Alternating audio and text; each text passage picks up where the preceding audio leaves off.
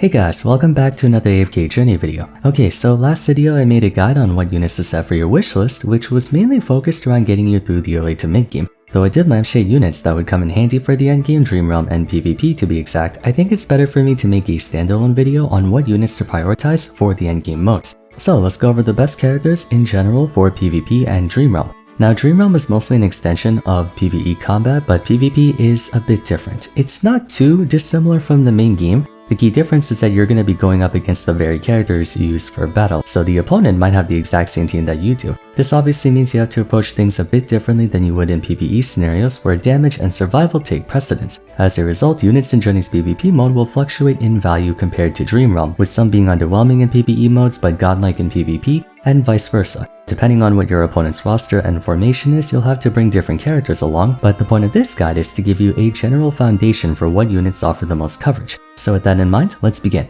The first character on this list will be Reinhardt. This guy's one of the more curious characters in the game for sure, but he's widely considered to be one of the best for just about every game mode, so don't be surprised if you see him in future guides. His niche is all about debuffing, wreaking all kinds of havoc on the enemy team while simultaneously helping your team out. His ultimate enables him to essentially isolate himself and the target for 10 seconds, preventing whoever you capture from helping out their team. Reinhardt can single out critical units like the enemy Rowan or Thoren, which can make all the difference between your team winning or losing the fight, since hypothetically if the enemy team has no tank while your team does, it's almost an instant win. Just this ultimate alone is enough to make him a valuable asset to have in PvP and endgame. Like, think about it, in a game that's entirely focused around unit selection and namely formation, simply getting rid of the opponent's tank for even 5 seconds may be all the time you need for your team to wipe out their entire back row, to which after the tank returns to the field, he's outnumbered 5 to 1 and there's no DPS on his team. Beyond his ultimate, Reinhardt can also mess around with the skill 1 dynamic balance by switching the position of one of your team members with one of the enemy teams.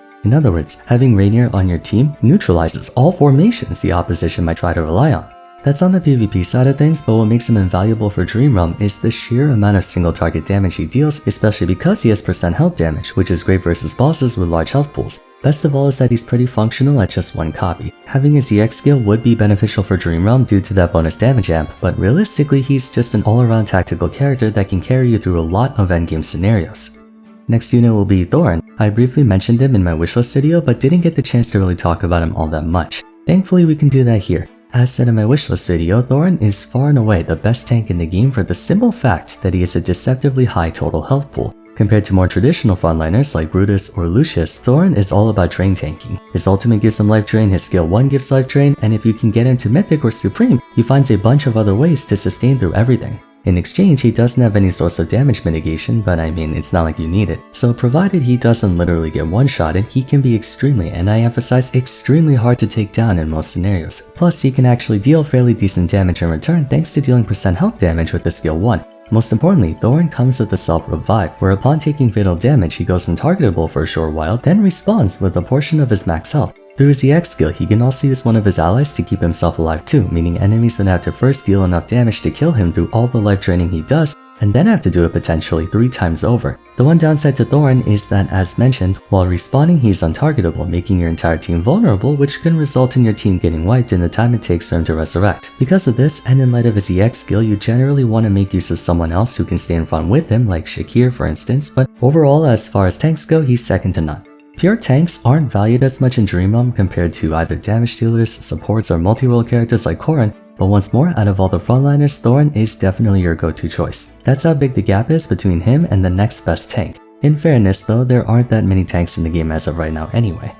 Having just brought up Corin, we might as well talk about him next. While not necessarily all that impressive in PvP, Corin is easily one of the best all-around 4-star units in the game, provided you unlock his EX skill, which isn't too difficult in light of his rarity. Corin is one of the best Dream Realm units by far, as in no matter whether you're fighting Skyclops, Croaker, Necro Dragon, or Snowstopper, he's a must-have for all of them. A solid mixture of offense and defense, enough to where you can excel at both instead of being a jack of all trades master of none. Because of his ability to shield himself and a teammate with the lowest health, he can maintain your party's resilience while also dealing fairly significant damage, as that very same shielding ability and his EX skill have him deal true damage, the latter of which can deal max health true damage. Once again, % health is always good for Dream Realm bosses who carry high amounts of HP. Additionally, if you have any need of crowd control, you can also make use of his ultimate to knock away enemies who get too close to you, which isn't that useful in Dream Realm, but if you're looking for quick AoE disruption, that can come in handy for late game AFK stages or PvP. In totality though, it's a skill 1, skill 2, and EX skill that serve as the cornerstones of his kit. You don't find that many damage dealers who can also effectively defend your team, let alone a 4-star one. That's really all there is to him, a simple to understand character who you'll make very liberal use of the longer you play. Next character will be Odie. While Corin likes to do a bit of everything for the team, Odie's a one-trick pony, but damn if he's not a good one. Another 4-star unit, but that in no way limits his usability. He might just be the single best endgame 4-star overall if you go by how often he's thrown around in PvP, Dream Realm, and such. This guy has one job, do damage. Ultimate is poison damage, skill 1 is a quick burst of damage, skill 2 increases damage dealt against a poisoned enemy, and when I say increased damage, we're talking upwards of 500%. His hero focus is more attack speed, and when you grab his EX skill, he has a built-in execute against poison enemies when they drop below a certain amount of health. So yes, just like with Corin, you won't get the best of him until you reach Mythic Plus, which even for a 4-star might take a while if you're going completely free to play, but I assure you the investment is worth it. The consequence of all this damage is that there's no element of support, debuffing, or whatnot in his kit, it's just all damage. If we're being pragmatic though, it's important to carry at least one hypercarry DPS unit on your team, and that's exactly the role Odie can fulfill. He thrives on picking off one enemy at a time, making him good for taking out priority targets in PvP and naturally a great boss killer. Most importantly, Odie is fully self-contained. He doesn't require any specific units to synergize with, as he can get by with just a frontline and tanking for him and supports to heal and buff him. That's about it. On a side note, I'm pleasantly surprised that Journey makes powerful 4-stars who can compete alongside 5-stars. Usually in other gachas, the gap in power between rarities is so massive that once you accumulate enough 5-stars in your party, you seldom if ever use 4-stars anymore. But in this game, even for whales, I think you're still gonna find Odie and by extension Corin to be optimal choices for your party. Last but not least, Smokey. If you're trying to look for a sustained unit, look no further than this guy, or rather these guys, there's 2 of them. Smokey is easily the best offensive support in the game and maybe the best support all around, as they specialize in not just buffing and healing, but AoE buffing and healing. Their ultimate has a passive component that lasts for the entirety of battle, wherein all party members who stand within the zone gradually recover health, while Smokey gains energy per second. Each time they actually use their ultimate, everyone recovers a massive amount of health, and the passive zone upgrades for the rest of the fight.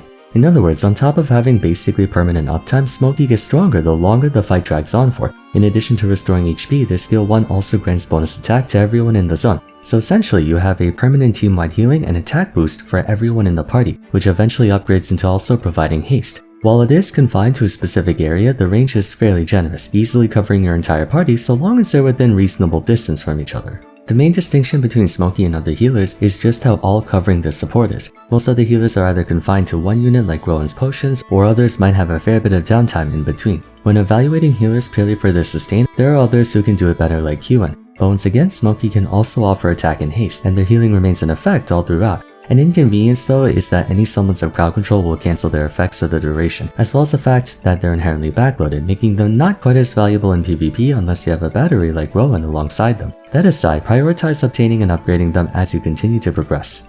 Now before we wrap things up, I do want to give a few honorable mentions, since as you know, in games like these, having a wide variety of teams and compositions is of utmost importance. Past the 5 I just mentioned, I also think it would benefit you to look into Coco, who's a solid defensive support for either Dream Realm or PvP. You might also want to look into Rowan, who's not really for Dream Realm, but is a godsend in PvP thanks to his ability to get ultimates up fast for his entire team, giving you a huge advantage against a team without the same ability.